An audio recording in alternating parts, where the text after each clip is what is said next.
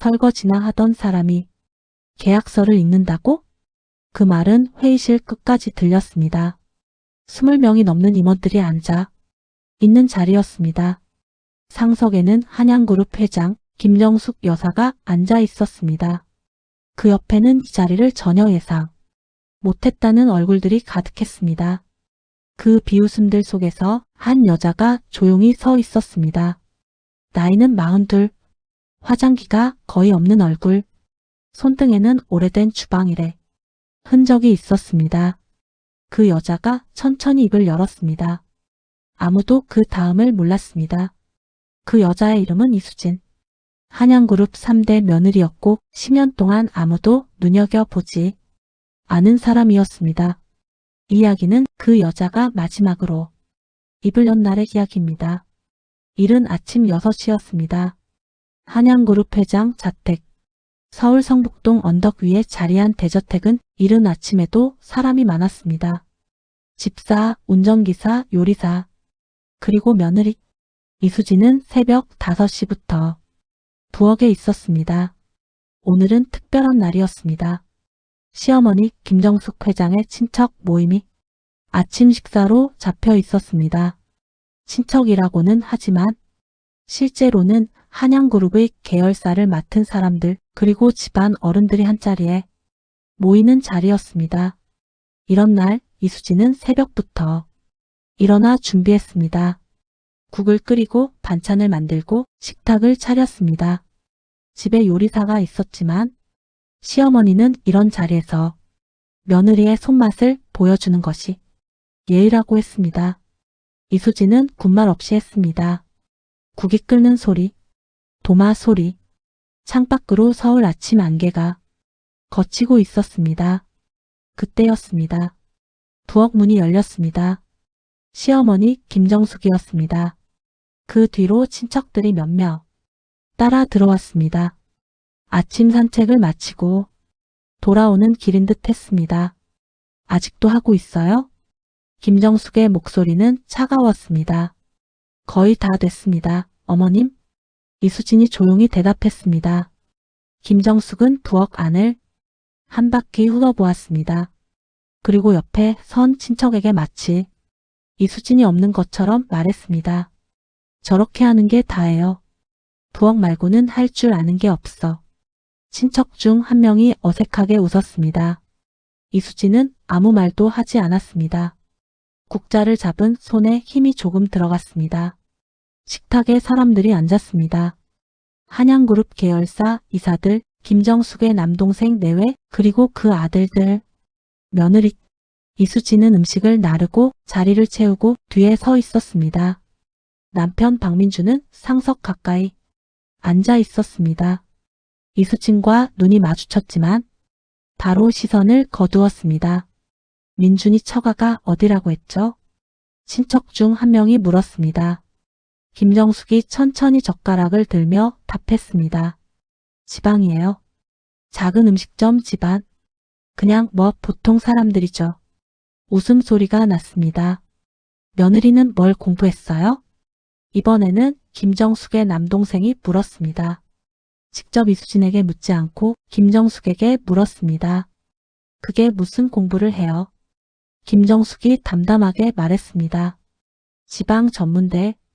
그것도 중간에 관뒀어요. 집안이 어려워서 바로 일을 해야 했다나. 이수진은 뒤에 서 있었습니다. 눈을 내리깔았습니다.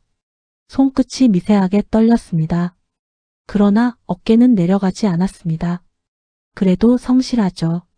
부엌 일은 열심히 해요. 김정숙이 마치 칭찬처럼 말했지만 식탁에 앉은 사람들은 알았습니다. 그것이 칭찬이 아니라는 것을. 남편 박민주는 밥만 먹었습니다. 식사가 끝나고 거실에 사람들이 모였습니다. 이수진은 차를 날랐습니다. 김정숙이 친척들과 이야기를 나누고 있었습니다. 회사 이야기, 이번 주 중요한 계약 이야기. 이수진은 찻잔을 조용히 내려놓고 물러서려 했습니다. 그때 김정숙이 말했습니다. 수진아. 이수진이 돌아보았습니다. 다음 주 행사 때는 오지 않아도 돼요. 한마디였습니다. 어머님? 사람들 많이 오는 자리야. 괜히 창피하게 뭔가 물어붙고. 그러면 나도 곤란하고. 공기가 순간 멈추는 것 같았습니다. 그냥 집에 있어요. 그게 도와주는 거야. 친척 중 한 명이 찻잔을 들며 고개를 숙였습니다. 시선을 피하는 것이었습니다. 이수지는 조용히 고개를 숙였습니다. 알겠습니다. 그리고 물러났습니다. 복도 끝 햇빛이 길게 들이운 창가에서 이수지는 잠시 멈췄습니다. 숨을 한번 천천히 골랐습니다. 그리고 다시 걸었습니다. 아무도 그 표정을 보지 못했습니다. 오후였습니다. 이수지는 2층 자신의 방에 앉아 있었습니다. 책상 서랍을 열었습니다. 낡은 수첩 하나가 있었습니다. 중국어와 한국어가 뒤섞인 메모들, 계약서 구절들, 무역 용어들, 페이지마다 손때가 탔습니다. 이수지는 잠시 그것을 바라보다가 조용히 서랍을 닫았습니다. 창밖에는 성북동의 오래된 나무들이 서 있었습니다. 바람이 불었습니다. 이수진이 박민준을 만난 것은 10년 전이었습니다.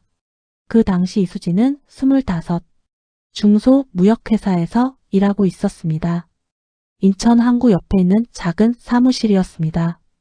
그 회사에서 이수진은 5년을 일했습니다. 처음에는 서류를 정리하는 일부터 시작했습니다. 그 다음에는 현장에 나갔습니다. 중국 공장, 상하이 항구, 광저우 무역 전시회. 한국어 하나로 버텼던 첫 해가 지나고 이수진은 스스로 중국어를 익혔습니다. 교재가 없었습니다. 현장에서 배웠습니다. 공장 바닥에서 중국인 노무자들과 함께 서서 귀로 듣고 눈으로 따라하고 밤에 숙소에 돌아와 그날 들은 표현들을 수첩에 받아 적었습니다. 3년이 지났을 때 이수진은 혼자서 중국 바이어와 협상을 할 수 있었습니다. 그것뿐이 아니었습니다. 계약서를 보는 눈이 생겼습니다. 어떤 조항이 왜 분쟁이 되는지, 어떤 문구가 실제로는 다른 뜻인지, 통역사 없이 중국어 계약서를 읽고 한국어 원문과 대조하면서 차이를 찾아냈습니다. 상사들이 인정했습니다. 이수진 씨, 이 조항 한번 봐줘. 뭔가 이상한 것 같은데? 그렇게 찾아온 것들이 쌓이면서 이수진은 그 작은 회사에서 없어서는 안 되는 사람이 됐습니다. 박민준을 만난 것은 그 시절이었습니다. 무역 전시회에서였습니다. 박민준은 한양그룹 계열사 이름으로 부스를 차린 쪽이었고 이수진은 현장에서 일하는 쪽이었습니다. 박민준이 먼저 말을 걸었습니다. 처음에는 이수진이 거절했습니다. 집안이 다르다는 것을 알았습니다. 무리가 된다는 것도 알았습니다. 그러나 박민준은 포기하지 않았습니다. 이수진이 무엇을 하는 사람인지 알고 싶어 했고 이수진의 일하는 모습을 좋아했습니다. 1년을 만났습니다. 그리고 결혼했습니다. 김정숙은 처음부터 이 결혼을 반대했습니다. 전문대도 졸업 못한 애야. 그것도 지방에 집안도 없고. 민준아, 눈이 어떻게 된 거 아니야? 박민준이 버텼습니다. 적어도 그때는. 김정숙은 결국 승낙했습니다. 하지만 조건을 달았습니다. 집에 들어오면 집안일을 해야 해. 회사 일에는 끼지 마. 그리고 절대 집안 창피하게 만들지 마. 이수진은 동의했습니다. 그리고 집에 들어왔습니다. 무역회사는 그만뒀습니다. 수첩은 서랍에 넣었습니다. 중국어는 쓸 일이 없어졌습니다. 10년이 그렇게 지나갔습니다. 이수진이 여전히 하는 것이 하나 있었습니다. 매일 밤 방에서 중국 경제 뉴스를 읽었습니다. 무역 잡지를 구독했습니다. 계약 분쟁 사례들을 정리해 놓은 파일이 있었습니다. 아무도 몰랐습니다. 남편도 몰랐습니다. 시어머니는 당연히 몰랐습니다. 이수진은 자신도 왜 그것을 계속하는지 설명하지 못했습니다. 그냥 손이 가는 것이었습니다. 잊지 않기 위한 것이었는지도 모릅니다. 그 시절에 자기 자신을 잊지 않기 위한 그 수첩은 서랍 안에서 낡아갔습니다. 그런데 그것이 필요한 날이 왔습니다. 아무도 예상하지 못한 방식으로. 그 주 목요일이었습니다. 한양그룹은 이 계약을 위해 6개월을 준비했습니다. 상대는 중국 최대 유통기업 중 하나인 화룡그룹이었습니다. 한양그룹의 의류 및 소비재 브랜드를 중국 전역에 유통하는 독점 계약이었습니다. 계약 규모는 1조 2천억. 한양그룹에게 이 계약은 단순한 사업 확장이 아니었습니다. 3년 동안 이어진 국내 실적 침체를 뒤집을 기회였습니다. 이 계약 하나로 주가가 달라질 수 있었습니다. 계열사 구조 조정을 피할 수 있었습니다. 직원 수천 명의 일자리가 여기에 달려 있었습니다. 김정숙 회장이 직접 이 계약에 나서기로 했습니다. 전담 협상팀이 꾸려졌습니다. 대형 로펌이 계약서 검토를 맡았습니다. 전문 통역팀이 섭외됐습니다. 중국어 통역 2명, 계약 전문가 1명. 이 세 사람이 이날 회의에 동행할 예정이었습니다. 그런데 그날 아침이었습니다. 회의 시작 2시간 전 담당 이사의 전화를 받은 김정숙의 얼굴이 처음으로 굳어졌습니다. 무슨 소리예요? 통역팀 3사람이 모두 못 온다는 연락이었습니다. 교통사고였습니다. 고속도로에서 미끄러진 사고였는데 다행히 목숨에는 지장이 없었습니다. 하지만 당장 회의에 나올 수 있는 상황이 아니었습니다. 다른 사람은요? 지금 당장 구할 수 있는 전문 통역사가 없습니다. 화룡 측도 오늘 일정이 빠듯해서 연기는 어렵다고 합니다. 김정숙의 이마에 주름이 잡혔습니다. 그쪽 통역은 화룡 측에서도 전문 통역을 두지 않았습니다. 오늘 회의는 양측이 각자 통역을 준비하기로 되어 있었습니다. 회의실 안에 있던 임원들의 얼굴이 하얘졌습니다. 1조짜리 계약이었습니다. 통역도 없이 계약 테이블에 앉는다는 것은 있을 수 없는 일이었습니다. 화룡 회장이 지금 서울 어디 있어요? 지금 강남 호텔에 계십니다. 오늘 일정은 오후 5시 비행기입니다. 남은 시간은 4시간이었습니다. 회의실이 술렁였습니다. 임원들이 저마다 방법을 찾았습니다. 누군가는 번역기 앱을 이야기했습니다.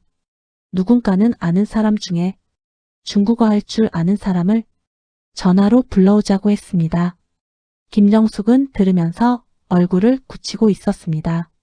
그때였습니다. 회의실 문 밖에 이수진이 서 있었습니다. 오늘 회의가 있다는 것은 알고 있었습니다. 집에서 아침 준비를 마치고 나서 남편이 차를 타고 먼저 회사로 가는 것을 보았습니다. 이수진은 그냥 집에 있으려 했습니다. 하지만 무언가가 마음에 걸렸습니다. 아침에 남편이 나가면서 한 말이 있었습니다. 오늘 엄마가 엄청 긴장하셨어. 중요한 계약 날이야. 이수진은 그 말이 계속 머릿속에 남아 있었습니다. 이유는 몰랐습니다. 그냥 발이 그쪽으로 움직였습니다. 회사 로비에서 이수진은 담당 이사가 전화를 하며 뛰어다니는 것을 보았습니다. 그리고 사무실 분위기가 평소와 다르다는 것을 느꼈습니다. 이수진 이사에게 조용히 물었습니다. 무슨 일이에요? 이사는 상황을 간단히 설명했습니다. 통역팀 사고, 계약 불가 위기. 이수진은 잠시 아무 말도 하지 않았습니다. 그리고 말했습니다. 회의실이 어디예요? 회의실 문을 열었을 때 모두가 돌아보았습니다. 김정숙이 고개를 들었습니다. 며느리가 거기 서 있었습니다. 수진아, 뭐야? 김정숙의 목소리에 당혹감과 짜증이 섞여 있었습니다. 어머님, 제가 들었는데요. 이수진이 조용히 말했습니다. 제가 해보겠습니다. 회의실이 잠깐 조용해졌습니다. 그리고 누군가 웃음을 참지 못했습니다. 임원 중 한 명이었습니다. 한양그룹 전략기획실장 최재헌, 나이는 55, 20년 넘게 한양그룹에서 일한 사람이었습니다. 해보겠다고요? 그가 이수진을 바라보며 말했습니다. 미소가 입가에 번졌습니다. 무슨 일을 해보겠다는 건지. 다른 임원들도 시선을 교환했습니다. 어떤 시선들은 노골적이었고 어떤 시선들은 조용히 비켜갔습니다. 김정숙이 천천히 입을 열었습니다. 수진아, 지금 상황이 얼마나 심각한지 알고 있어? 네, 어머님. 1조가 넘는 계약이야. 그냥 계약이 아니라고. 중국어로 협상을 해야 하고 계약서를 검토해야 하고 상대가 하는 말 한마디 한마디를 정확하게 옮겨야 해. 알고 있습니다. 김정숙의 눈빛이 날카로워졌습니다. 내가 중국어를 할 줄 알아? 계약서를 볼 줄 알아? 무역을 해봤어? 이수진은 대답 대신 조용히 서 있었습니다. 최재원 실장이 다시 말했습니다. 회장님, 지금 시간이 없습니다. 다른 방법을 찾아야지 이분한테 맡길 수는 없습니다. 당연히 그렇죠. 김정숙이 이수진에게 말했습니다. 수진아, 고마운데 집에 가 있어. 이런 데 나서는 게 도와주는 게 아니야. 이수진은 아무 말도 하지 않았습니다. 은쟁반처럼 한 번 부딪히면 오래 울리는 침묵이었습니다. 어머님, 이수진이 다시 입을 열었습니다. 저는 결혼 전에 5년간 무역회사에서 일했습니다. 중국어 통역을 했고 중국 현장에서 계약 업무를 도왔습니다. 회의실이 약간 술렁였습니다. 하지만 김정숙의 표정은 변하지 않았습니다. 그래서 무역회사 직원이었던 걔. 지금 이 자리랑 무슨 상관이야. 어디 전문대 다냐. 그만두고 간 작은 회사잖아. 그 수준의 통역이 지금 여기서 필요한 게 아니야. 그 말이 끝나자 최재원 실장이 입을 뗐습니다. 맞습니다. 그 정도 경력으로는 이 계약 테이블에 앉으시면 안 됩니다. 오히려 실수가 생기면 더 큰일이 납니다. 또 다른 임원이 조용히 거들었습니다. 지금 화룡 회장이 어떤 분인지 아세요? 중국에서 협상 고수라고 소문난 분입니다. 웬만한 전문가도 긴장하는 분이에요. 이수진은 그 모든 말을 듣고 있었습니다. 손끝이 미세하게 떨렸습니다. 입술 안쪽을 조용히 눌렀습니다. 그리고 말했습니다. 제가 실수하면 저한테 책임을 지우시면 됩니다. 하지만 지금 다른 선택지가 없다면 한 번만 믿어주십시오. 김정숙이 이수진을 오래 바라보았습니다. 그리고 고개를 돌렸습니다. 나가 있어. 회의실 밖으로 나온 이수진은 복도 창가에 섰습니다. 아래 주차장에 차들이 서 있었습니다. 검은 차들, 화룡 측 방문객들이 오는 시간이 1시간도 남지 않았습니다. 남편 박민준이 복도로 나왔습니다. 수진아. 이수진이 돌아보았습니다. 지금 나서지 마. 괜히 일을 더 크게 만들지 말고. 어머니 말씀 들어. 이수진은 남편을 바라보았습니다. 당신은 어떻게 생각해요? 뭘 내가 할 수 있다고 생각해요? 못한다고 생각해요? 박민준이 시선을 피했습니다. 지금 그게 중요한 게 아니잖아. 어머니가 싫다고 하잖아. 이수진은 더 묻지 않았습니다. 그냥 고개를 돌려 창밖을 바라보았습니다. 그 순간 이수진의 눈빛이 아주 잠깐 달라졌습니다. 아무도 보지 않는 사이에 그때였습니다. 최재원 실장이 회의실에서 나왔습니다. 전화를 몇 통 더 돌렸습니다. 그러나 30분 안에 올 수 있는 전문 통역사를 구하지 못했습니다. 화룡 회장 웨이제니 로비에 도착했다는 연락이 왔습니다. 회의실에는 긴장이 가득했습니다. 화룡 그룹 회장 웨이제니 들어왔습니다. 60 초반의 남자. 눈빛이 날카로웠습니다. 그 뒤를 따르는 수행원들이 4명이었습니다. 한양그룹 측에서는 김정숙 회장이 상석에 앉았습니다. 최재원 실장과 임원들이 양쪽으로 늘어섰습니다. 인사가 오갔습니다. 웨이젠이 중국어로 말했습니다. 통역을 할 사람이 없었습니다. 한양 측 임원들의 얼굴이 굳었습니다. 김정숙이 영어로 말을 시작했습니다. 웨이젠은 영어를 거의 하지 않는 사람이었습니다. 수행원 중 한 명이 간단한 영어를 했지만 계약 협상 수준의 언어는 아니었습니다. 회의는 10분도 안 되어 삐걱거리기 시작했습니다. 웨이젠이 뭔가를 길게 말했습니다. 수행원이 그것을 영어로 옮겼습니다. 그러나 영어도 불완전했습니다. 김정숙이 최재헌에게 작은 목소리로 물었습니다. 저게 무슨 말이에요? 최재헌은 몰랐습니다. 분위기가 어색해졌습니다. 웨이젠의 표정에 불쾌함이 슬쩍 올라왔습니다. 그때 회의실 문이 열렸습니다. 이수진이 들어왔습니다. 조용히 천천히. 김정숙이 눈살을 찌푸렸습니다. 최재헌이 일어서려 했습니다. 이수진은 개의치 않았습니다. 그리고 웨이젠을 향해 고개를 숙이며 중국어로 말했습니다. 웨이 회장님 죄송합니다. 통역 담당자가 오늘 교통사고로 참석하지 못했습니다. 제가 도와드리겠습니다. 발음이 또렷했습니다. 웨이젠이 이수진을 보았습니다. 그리고 중국어로 대답했습니다. 당신은 한양 측 사람이요? 네, 회장님. 통역 전문가요? 이수진이 잠깐 멈추었습니다. 저는 10년 전에 무역 현장에서 일했습니다.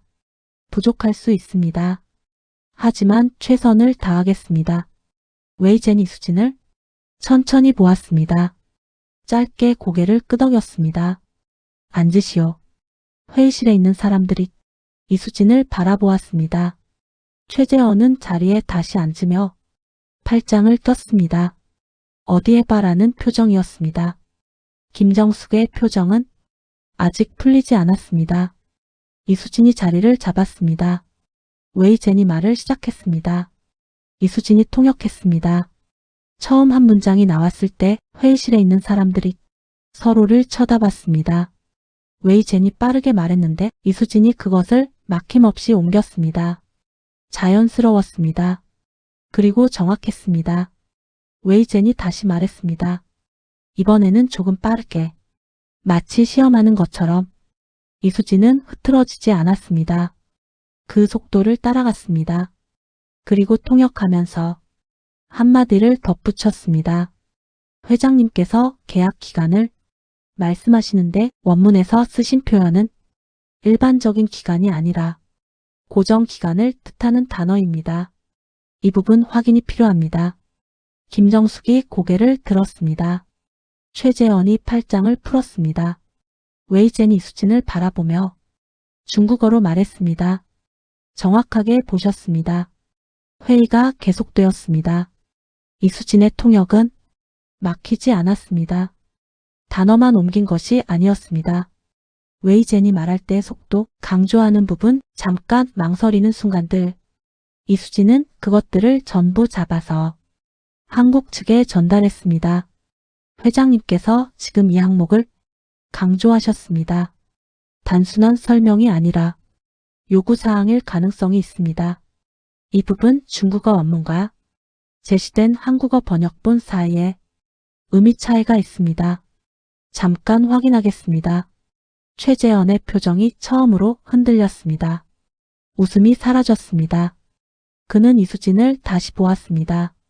다시 그리고 또다시. 김정숙은 아무 말도 하지 않았습니다. 그러나 그 시선이 달라져 있었습니다. 회의가 1시간쯤 지났을 때였습니다. 계약서 검토 단계로 들어갔습니다. 계약서는 중국어 원본과 한국어 번역본 두 가지가 있었습니다. 한양 측 법무팀이 6개월 동안 검토한 것이었습니다. 이수진은 계약서를 받았습니다. 중국어 원본을 펼쳤습니다. 그리고 천천히 읽기 시작했습니다. 최재헌이 옆에서 말했습니다. 조용하게 이수진에게만 들리게. 법무팀이 이미 다 검토했습니다. 통역만 도와주시면 됩니다. 이수진은 그 말을 듣고도 계속 읽었습니다. 페이지를 넘겼습니다. 또 넘겼습니다. 그리고 어떤 페이지에서 멈추었습니다. 눈빛이 아주 잠깐 달라졌습니다. 이수진은 계약서를 내려놓지 않고 한국어 번역본을 펼쳤습니다.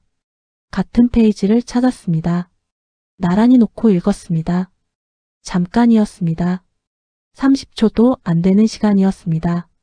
이수진이 말했습니다. 잠깐 멈춰도 되겠습니까? 방 안이 조용해졌습니다. 웨이젠이 이수진을 보았습니다. 무슨 문제요? 이수진이 중국어로 대답했습니다. 계약서 15조 3항입니다. 중국어 원문과 한국어 번역본 사이에 다른 부분이 있습니다. 최재원이 몸을 기울였습니다. 무슨 소리입니까? 법무팀이 전부 검토했는데 이수진은 계약서를 가운데 테이블에 펼쳐 놓았습니다.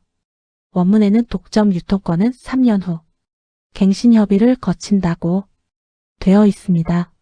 그런데 한국어 번역에는 3년 후 자동 갱신으로 되어 있습니다. 회의실이 조용해졌습니다. 협의를 거친다는 것과 자동 갱신은 다릅니다. 갱신 협의 과정에서 활용 측이 새로운 조건을 제시할 수 있습니다. 조건이 맞지 않으면 계약이 종료됩니다. 한양 측에서 3년 후에도 독점 유통권을 유지하려면 활용의 새 조건을 수락해야 합니다. 최재원의 얼굴이 하얗게 변했습니다. 그리고 한 가지 더 있습니다. 이수진이 다른 페이지를 폈습니다. 22조입니다. 위약금 조항인데 원문에는 위약금은 계약 총액의 15%라고 되어 있습니다. 번역에도 같습니다. 그런데 원문 뒤에 보조 조항이 있습니다. 이 부분이 번역에서 빠져 있습니다. 이수진이 그 부분을 짚었습니다. 위약금 계산 기준이 계약 체결 당시 환율이 아니라 위약 발생 시점의 환율입니다. 위안화 환율에 따라 위약금이 최대 30%까지 늘어날 수 있습니다. 방 안에 아무 소리도 없었습니다. 임원들이 서로를 보았습니다. 그 시선들이 말하고 있었습니다. 우리가 6개월 동안 이것을 못 봤다고? 최재원이 법무팀 담당자에게 시선을 던졌습니다. 담당자는 고개를 숙였습니다. 웨이젠은 이수진을 바라보고 있었습니다. 그 눈빛에는 처음으로 다른 무언가가 있었습니다. 그가 중국어로 조용히 말했습니다. 당신 무역 현장 어디서 일했소? 광저우 쪽이었습니다. 몇 년? 5년입니다. 웨이젠이 잠깐 무언가를 생각하는 것 같았습니다. 그리고 말했습니다. 잘 봤소. 이수진이 한국 측을 향해 말했습니다. 두 조항을 수정하거나 활용 측의 명확한 확인을 받아야 합니다. 김정숙이 이수진을 바라보았습니다. 오랫동안 말이 없었습니다. 그리고 최재원에게 말했습니다. 협상 잠깐 멈춰요. 휴식 시간이었습니다. 복도로 나온 한양 측 임원들이 서로 수근거렸습니다. 조용하지만 긴박했습니다. 저분이 진짜 회장님 며느리야? 10년 동안 집에만 있었던 분 아니야? 저 눈이 보통 눈이 아닌데? 최재원은 아무 말도 하지 않았습니다. 손에 계약서를 들고 서 있었습니다. 남편 박민준이 이수진 옆에 왔습니다. 아무 말도 하지 못했습니다. 이수진은 창밖을 바라보고 있었습니다. 재개된 협상은 달라졌습니다. 웨이젠 측이 두 조항을 다시 가져왔습니다. 15조의 갱신 조항은 3년 후 자동 갱신 단조건 변경 시 6개월 전 사전 통보 의무로 수정되었습니다. 한양 측에 방어막이 생겼습니다. 22조의 위약금 환율 기준은 계약 체결 당시 환율 고정으로 합의되었습니다. 두 조항의 수정으로 한양 측이 얻게 된 것은 단순한 문구 하나가 아니었습니다. 3년 후 일방적인 조건 변경을 막을 수 있었습니다. 그리고 위약금 리스크를 절반 이하로 줄일 수 있었습니다. 계약이 서명되었습니다. 1조 2천억. 펜이 종이에 닿는 소리가 조용한 회의실에 울렸습니다. 웨이젠이 일어나 김정숙과 악수했습니다. 그리고 이수진 쪽으로 걸어왔습니다. 이수진이 자리에서 일어났습니다. 웨이젠이 중국어로 말했습니다. 덕분에 오늘 협상이 올바르게 끝났습니다. 그리고 명함을 내밀었습니다. 기회가 된다면 다시 보고 싶소. 이수진이 명함을 받았습니다. 감사합니다. 웨이젠이 자리를 떴습니다. 회의실이 조용했습니다. 모두가 거기 있었습니다. 김정숙, 최재원, 임원들, 남편 박민준. 그 시선이 한꺼번에 이수진에게 향했습니다. 이수진은 흥분하지 않았습니다. 계약서를 가지런히 정리했습니다. 펜을 제자리에 놓았습니다. 그리고 조용히 서 있었습니다. 최재원이 말했습니다. 저한테 해주실 말씀이 있으실 것 같은데. 이수진이 천천히 고개를 들었습니다. 없습니다. 최재원이 더 말을 잇지 못했습니다. 김정숙이 이수진에게 다가왔습니다. 그 걸음이 평소보다 달랐습니다. 김정숙이 말했습니다. 수고했어요. 그것이 전부였습니다. 칭찬도 아니었습니다. 감사도 아니었습니다. 하지만 그 한마디에 담긴 것을 그 자리에 있는 사람들은 전부 들었습니다. 10년 동안 단 한 번도 나오지 않았던 말이었습니다. 이수진은 고개를 숙였습니다. 감사합니다, 어머님. 남편 박민준이 이수진 옆으로 왔습니다. 수진아. 네, 나는 진짜 몰랐어. 이수진은 대답하지 않았습니다. 박민준이 말을 이었습니다. 미안해. 이수진은 잠깐 눈을 감았다가 떴습니다. 알았어요. 그것이 전부였습니다. 저녁이 되었습니다. 회의실 불이 꺼졌습니다. 사람들이 하나씩 빠져나갔습니다. 이수진은 마지막까지 남아 자신이 앉았던 자리를 정리했습니다. 창밖에 서울 야경이 펼쳐졌습니다. 이수진은 그것을 한번 바라보았습니다. 그리고 웨이젠에게 받은 명함을 꺼냈습니다. 거기에 적힌 번호를 손가락으로 한번 짚었습니다. 가방에 넣었습니다. 그로부터 한 달이 지났습니다. 성북동 저택의 아침은 여전했습니다. 부엌에 국 끓는 소리, 창밖의 나무, 긴 복도, 달라진 것이 있었습니다. 최재원이 이수진에게 먼저 인사를 했습니다. 한양그룹 임원들이 이수진을 다시 보았습니다. 계열사 중 한 곳에서 이수진에게 자문을 구하는 연락이 왔습니다. 김정숙은 예전처럼 모욕하지 않았습니다. 그렇다고 따뜻해진 것도 아니었습니다. 그냥 조용해졌습니다. 박민준은 이수진에게 더 자주 말을 걸었습니다. 그러나 이수진은 그 말들이 예전과 다르지 않다는 것을 알았습니다. 미안하다고 말했지만 다음번에도 어머니 앞에서 아내를 지키지 못할 사람이었습니다. 그것을 이수진은 알았습니다. 오래전부터 어느 날 저녁이었습니다. 이수진의 전화가 울렸습니다. 웨이젠의 비서였습니다. 화룡 회장님께서 직접 여쭤보라고 하셨습니다. 한양 측과의 계약 이행 과정에서 한국 측 실무협력자가 필요합니다. 이수진 씨께서 관심이 있으시면 이야기 나눠보고 싶다고 하십니다. 이수진은 전화를 들고 잠시 서 있었습니다. 창밖에 바람이 불었습니다. 언제 말씀드릴 수 있을까요? 이번 주 안에 가능하시겠습니까? 이수진은 잠깐 눈을 감았습니다. 가능합니다. 이수진은 그날 밤 서랍을 열었습니다. 낡은 수첩이 있었습니다. 10년 전에 쓰기 시작한 중국어와 한국어가 뒤섞인 수첩. 페이지들을 천천히 넘겼습니다.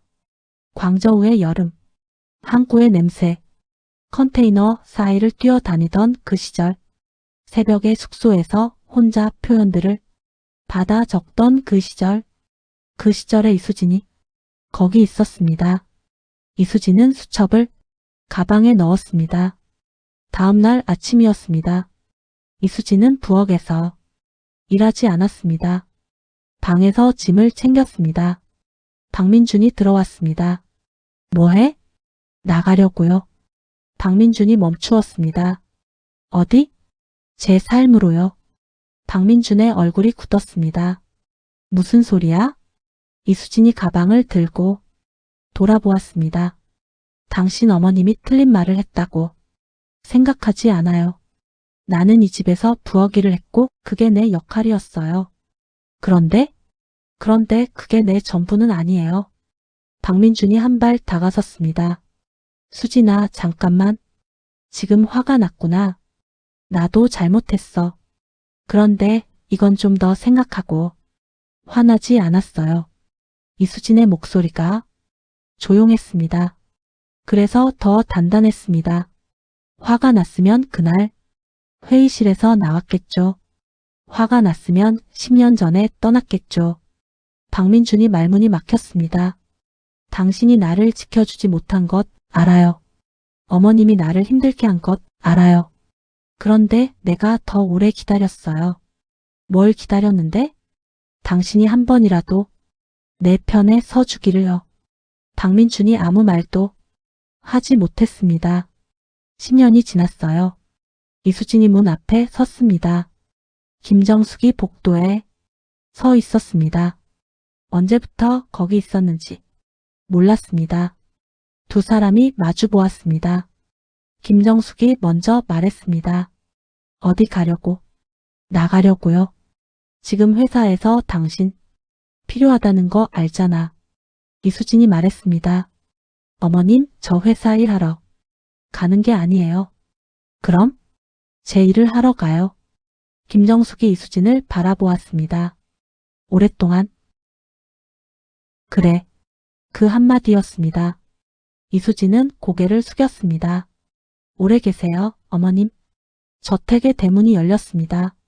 이수진이 걸어 나왔습니다. 아침 햇살이 성북동 골목 위에 내려앉아 있었습니다.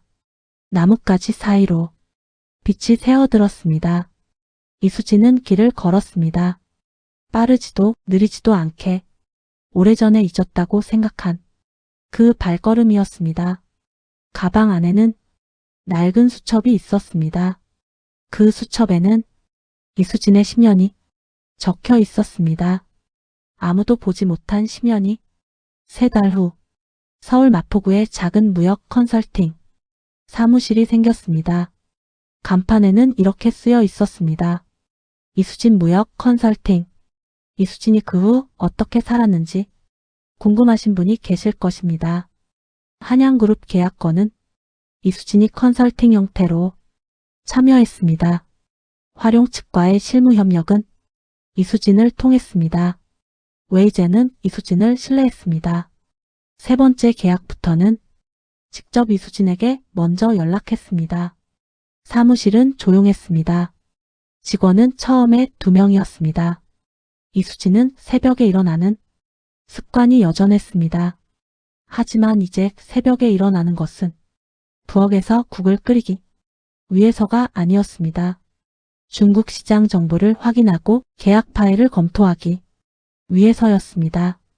그리고 그 수첩에 계속 무언가를 받아 적었습니다. 남편 박민주는 이혼 소송을 막으려 했습니다. 그러나 이수진은 긴 법정 싸움을 원하지 않았습니다. 이수진은 변호사를 통해 말했습니다. 당신에게 복수하고 싶지 않아요. 나쁜 사람으로 기억하고 싶지도 않아요. 그냥 이제 내 삶을 살고 싶어요. 박민주는 결국 합의에 서명했습니다. 김정숙은 그 이후로 이수진에게 연락을 하지 않았습니다. 다만 이수진이 처음으로 큰 계약을 성사시켰을 때라는 이야기가 들려왔습니다.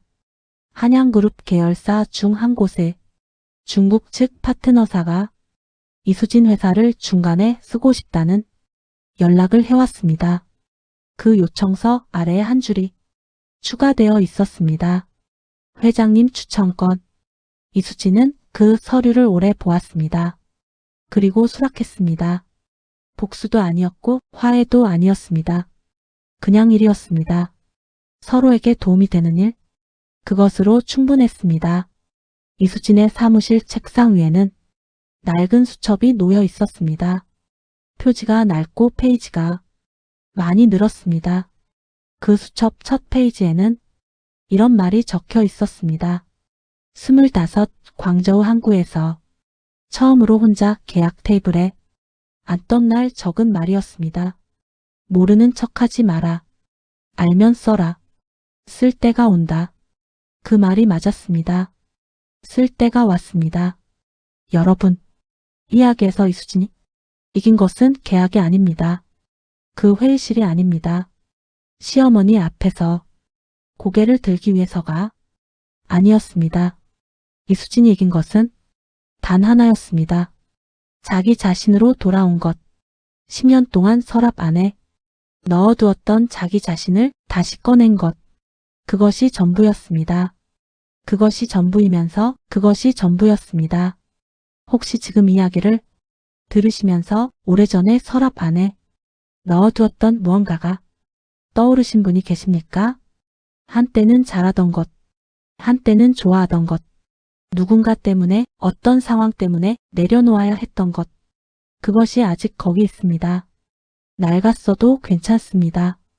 수첩처럼 손때가 탔어도 괜찮습니다. 쓸 때가 옵니다. 아니, 이미 왔는지도 모릅니다. 이수진이 이 집에서 아침을 맞이한 것이 3650번이 넘었습니다. 10년이라는 시간입니다. 3650번의 아침마다 이수진은 새벽에 일어났습니다. 부엌에 가장 먼저 들어갔습니다. 국을 끓이고 반찬을 만들었습니다. 식탁을 차리고 뒤에 서 있었습니다. 처음에는 그것이 싫지 않았습니다. 결혼하고 나서 첫 해에 이수진은 이것이 자신이 할 수 있는 것이라고 생각했습니다. 집안일로 인정받으면 된다. 그렇게 생각했습니다.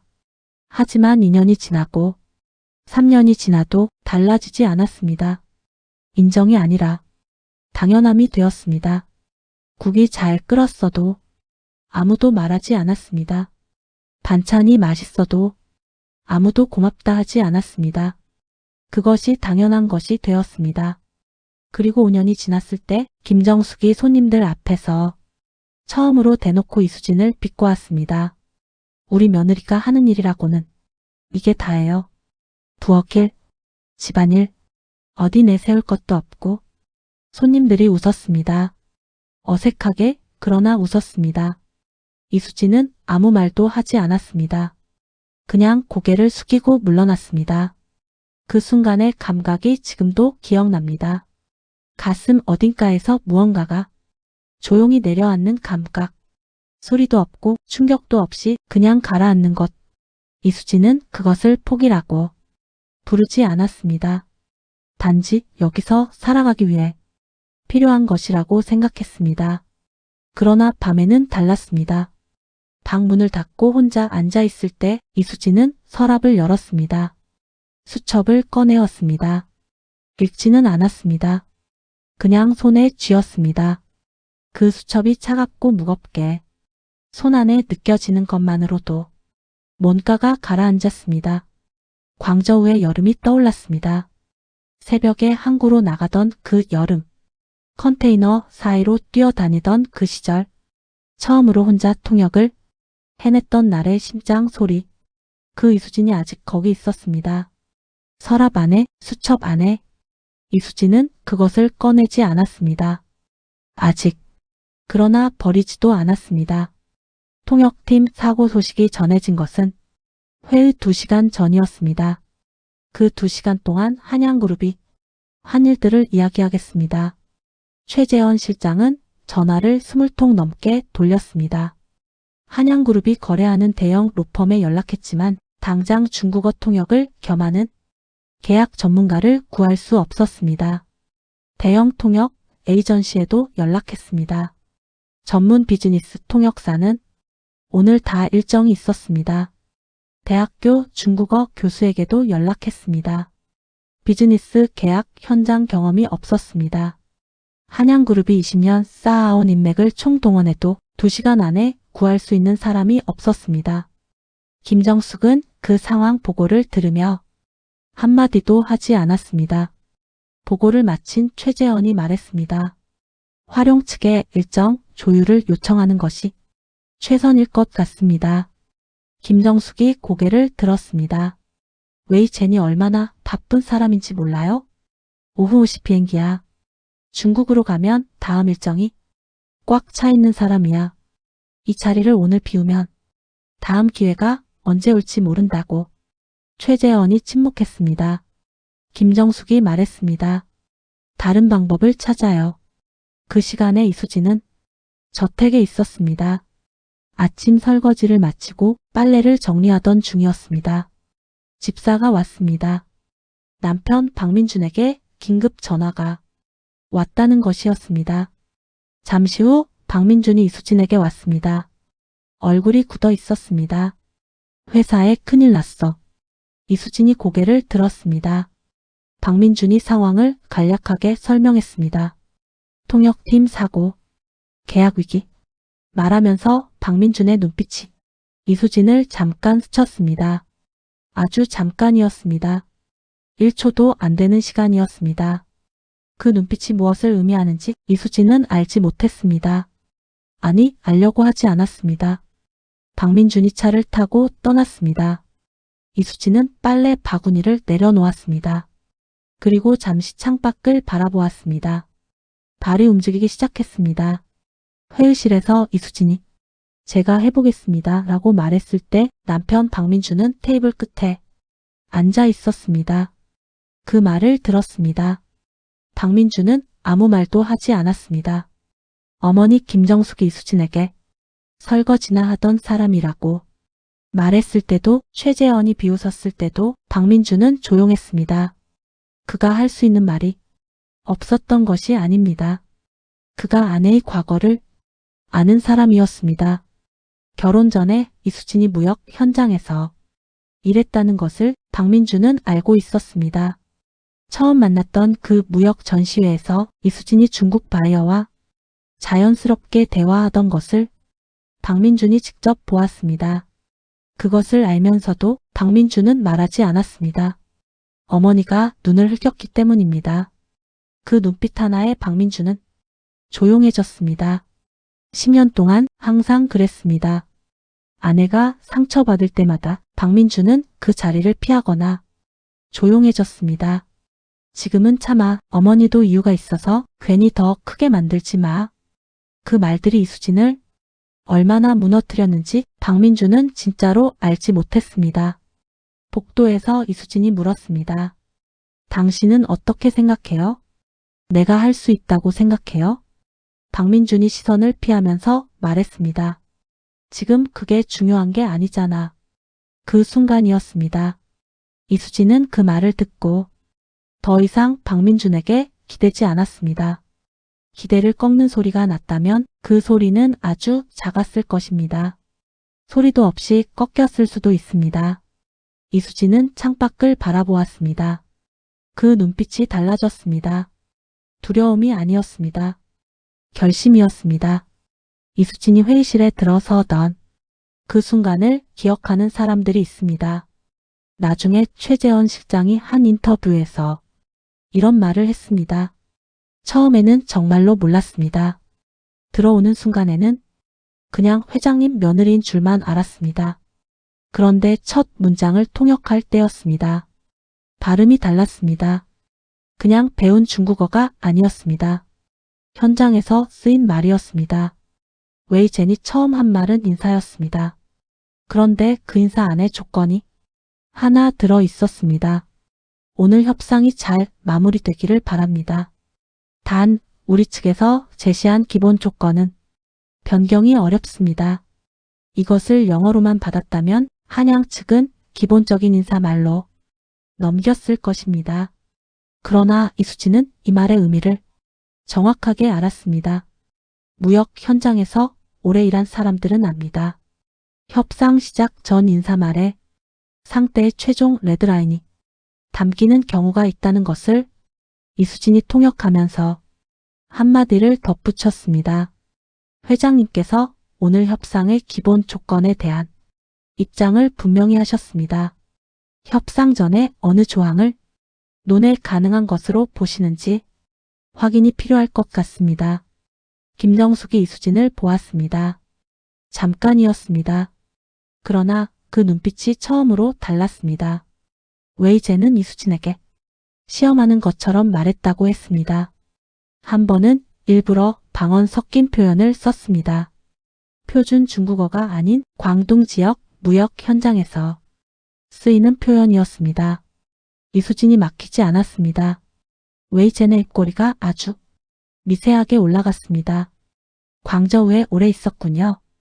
이수진이 대답했습니다. 5년입니다. 웨이젠이 고개를 끄덕였습니다. 그 고개 끄덕임 하나에 회의실의 공기가 달라졌습니다. 이수진이 찾아낸 두 조항이 얼마나 중요한 것이었는지 나중에 법무팀이 분석해서 보고했습니다. 15조의 갱신협의 조항. 만약 그대로 서명했다면 3년 후 활용 측이 독점 유통, 수수료를 현재의 2배로 요구할 수 있었습니다. 한양그룹이 그것을 거부하면 계약이 종료됩니다. 3년 동안 중국 시장에 진출했다가 채널 전체를 잃는 것입니다. 다른 유통사를 찾는데 다시 수년이 걸립니다. 22조의 환율 기준 조항. 위약 발생 시 위약금이 위안화 기준이고 계산은 발생 시점 환율입니다. 위안화가 강세가 되는 상황에서 위약이 발생하면 한양그룹이 내야 하는 위약금이 원화로 수백억이 늘어날 수 있었습니다. 법무팀 담당자가 보고서를 들고 고개를 숙였습니다. 저희가 번역 검토 과정에서 두 조항을 놓쳤습니다. 22조 보조 조항은 각주 형태로 작은 글씨로 처리되어 있었고 저희는 주 조항만 검토했습니다. 15조는 갱신이라는 단어의 의미 차이를 확인하지 못했습니다. 최재현이 그 보고서를 들고 한동안 말이 없었습니다. 그리고 말했습니다. 이수진 씨가 안 들어왔으면 어떻게 됐을지 생각하면 말을 잇지 못했습니다. 이수진이 그 두 조항을 어떻게 발견했는지 물어본 사람이 있었습니다. 이수진이 대답했습니다. 계약서를 보면 항상 갱신이라는 단어를 먼저 확인합니다. 갱신이 자동인지 협의인지 조건부인지가 계약 전체에서 가장 중요한 경우가 많습니다. 그리고 위약금 조항에는 항상 환율 기준이 어디에 있는지를 봅니다. 무역 계약에서 환율 기준이 빠지거나 불명확하면 나중에 반드시 문제가 됩니다. 그게 전부였습니다. 화려한 기술이 아니었습니다. 5년 동안 현장에서 몸으로 익힌 것이었습니다. 광저우 항구에서 계약서가 잘못되어 문제가 생긴 것을 2번 직접 목격했습니다. 그때부터 이수진은 계약서를 볼 때 그 2가지를 반드시 확인했습니다. 익숙한 것이었습니다. 이수진에게 회의가 끝나고 웨이젠이 떠난 뒤였습니다. 회의실에 사람들이 남아 있었습니다. 김정숙이 자리에 앉아 있었습니다. 오랫동안 아무 말도 하지 않았습니다. 최재현이 보고를 드리려고 가까이 갔습니다. 김정숙이 손을 들어 막았습니다. 먼저 말을 하겠다는 신호였습니다. 그런데 아무 말도 나오지 않았습니다. 김정숙은 70년 넘게 살면서 말을 잃어본 적이 많지 않았습니다. 어떤 상황에서도 입장이 있었고 어떤 사람 앞에서도 기가 눌리지 않았습니다. 그런데 이날 말이 나오지 않았습니다. 이유를 자신도 정확하게 몰랐습니다. 며느리가 잘했다는 것이 놀라운 것인가? 아니면 10년 동안 그것을 몰랐던 자신이 놀라운 것인가? 아니면 그 10년을 아무 말 없이 견뎌온 며느리가 놀라운 것인가? 김정숙은 창밖을 바라보았습니다. 강남 빌딩들이 저녁 햇빛을 받고 있었습니다. 나중에 이수진이 떠난 후에 김정숙이 혼자 방에 앉아 있었습니다. 집사가 차를 가져왔습니다. 김정숙이 찻잔을 들었다가 내려놓았습니다. 창밖에는 성북동 오래된 나무들이 바람에 흔들렸습니다. 아무도 없는 방에서 김정숙이 말했습니다. 혼잣말이었습니다. 아주 작게. 내가 잘못 봤구나. 그것뿐이었습니다. 칭찬도 아니고 사과도 아니었습니다. 그냥 혼잣말이었습니다. 하지만 그 혼잣말이 김정숙에게는 아주 오랫동안 나오지 않던 말이었습니다. 이수진이 새 사무실 문을 처음 열던 날이었습니다. 가을 아침이었습니다. 마포구 작은 건물 4층. 엘리베이터도 없는 건물이었습니다. 계단을 올라가면서 이수진은 숨이 조금 찼습니다. 문을 열었습니다. 아직 텅 빈 사무실이었습니다. 책상 2개, 의자, 그리고 창문. 창밖으로 한강이 조금 보였습니다. 이수진은 가방을 내려놓았습니다. 그리고 수첩을 꺼냈습니다. 처음 페이지를 펼쳤습니다. 25의 이수진이 광저우 항구에서 쓴 글씨들. 삐뚤빼뚤했습니다. 급하게 쓴 흔적이었습니다. 잉크가 번진 곳도 있었습니다. 이수진은 그 페이지를 손끝으로 천천히 짚었습니다. 오래 바라보았습니다. 그리고 책상 위에 수첩을 올려놓았습니다. 가방에서 다른 것을 꺼냈습니다. 새 수첩이었습니다. 아직 한 글자도 쓰이지 않은 것. 이수진이 펜을 들었습니다. 첫 페이지에 날짜를 썼습니다. 그리고 한 줄을 썼습니다. 다시 시작. 창밖에 아침 햇살이 들어왔습니다. 이수진은 잠깐 눈을 감았습니다. 10년이 지나갔습니다. 그 10년이 헛된 것이었는가? 라고 누군가 묻는다면 이수진은 이렇게 대답할 것입니다. 헛되지 않았습니다. 다만 오래 기다렸을 뿐입니다. 그리고 이제는 더 기다리지 않아도 됩니다. 눈을 떴습니다. 핸드폰이 울렸습니다. 웨이젠 비서였습니다. 이수진 씨, 오늘 오후에 시간 되십니까? 회장님께서 상하이 건으로 이야기 나누고 싶다고 하십니다. 이수진이 대답했습니다. 네, 됩니다. 그리고 새 수첩을 펼쳤습니다. 첫 페이지에 메모를 시작했습니다. 이수진의 이야기는 여기서 끝납니다. 하지만 이수진의 삶은 여기서 시작됩니다. 여러분, 오늘 함께 해주셔서 진심으로 감사드립니다.